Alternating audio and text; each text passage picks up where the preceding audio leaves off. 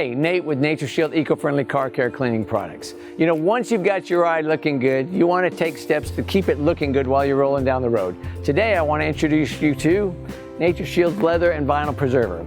The NatureShield Leather and Vinyl Preserver quickly penetrates and seals all leather and vinyl surfaces, protecting them from stains, fading, and even the damaging effects of the sun rays. If you want long-term protection, keeping the ride looking good, and a natural feel on your leather and vinyl, use NatureShield's Leather and Vinyl Protector. Let me show you how this works. This is a very simple application, and don't let the simple application fool you and think there's not much to this product. This product is amazing. Apply some, step one, to your applicator pad, and all leather, vinyl, and plastic surfaces you can coat. This product protects against fading, it protects against staining. Leather and vinyl actually can stain, leather in particular. All your surfaces, any overflow that gets on any hard surface, you can wipe off very easily.